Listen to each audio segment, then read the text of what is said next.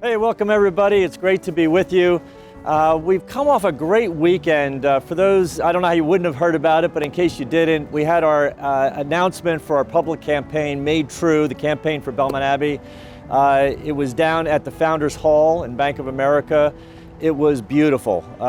It really, in the eyes of Charlotte, I'm sure, raised the level of Belmont Abbey College.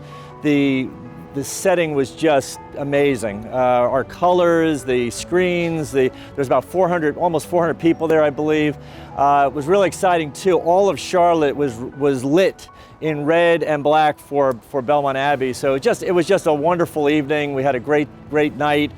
We made the official announcement that we are launching a $100 million campaign for Belmont Abbey College. To date, we have commitments of $73 million already.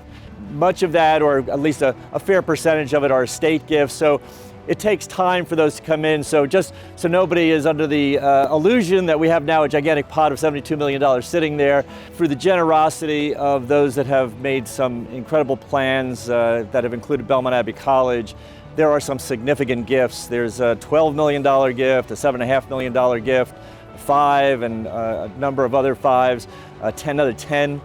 So there's just been incredible generosity by so many people that are families, friends, alumni, friends of the college, so many just wonderful, generous people. And so I just want to thank everybody that's gotten us to this point.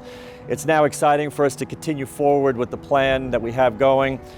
Two of the major projects that were listed were to build a new monastery for our monastic community. They're in need of a new facility. The old one will certainly be kept just by its historical value and just heritage here at the college. But the college would be the ones to utilize that space. A new facility would be built for the monastic community, and I've seen some renderings of at least a proposed new monastery. It really is beautiful and would be a great addition and a wonderful gift for the monks. So that will be one of those things that we'll be working towards this next $27 million that we're trying to raise. We also are looking at a performing arts center, and we've had a number of people already express interest in that.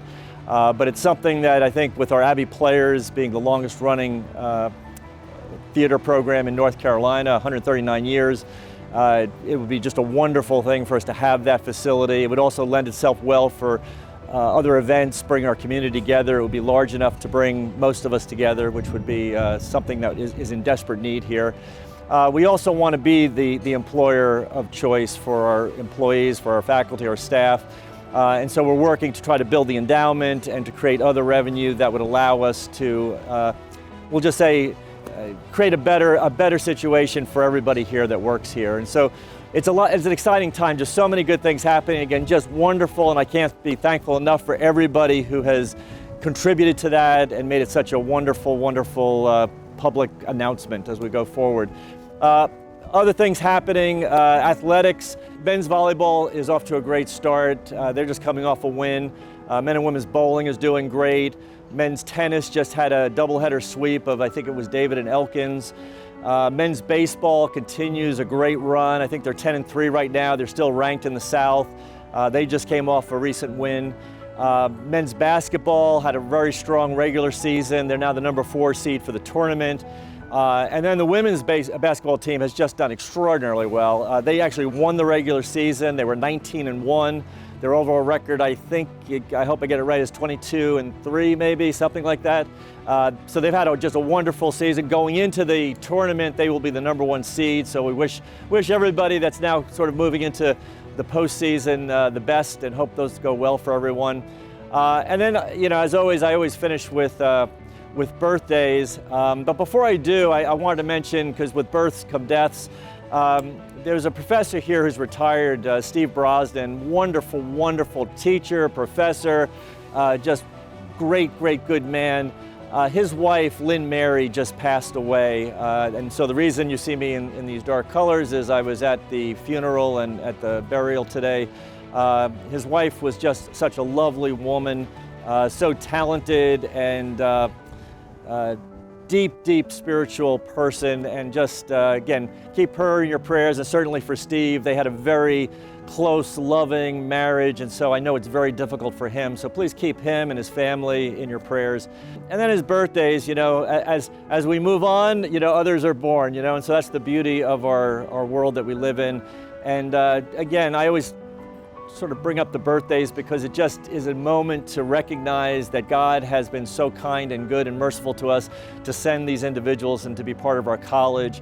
And so Dr. Joe Wysocki, who is the Vice Provost, Dean of the Honors College, it is his birthday, and he's just a wonderful, good, holy man, academically brilliant, and we're just so blessed to have his leadership in that program. Tony Fox, who is our head women's volleyball coach, just an incredible person of virtue and a great leader on that team, and just wish her the best. Mrs. Lee Cooper, who's our payroll supervisor. Lee does things kind of quietly and behind the scenes. You don't get to see her that often, but she's just a wonderful, good person. Allie Witkowski, events manager for college relations. Dr. Sandra Holly, associate professor of accounting. Dr. Daniel Kling, business administration, assistant professor there. Mr. Mick Laughlin, some of you may not know him, but Mick is kind of head of buildings and grounds for the monastery. I don't know, he seems like a master carpenter to me every time I see him doing his work. He's just doing incredible things over there. Catherine Laughlin, who's an admissions counselor, and again, admissions just continues to excel in all ways.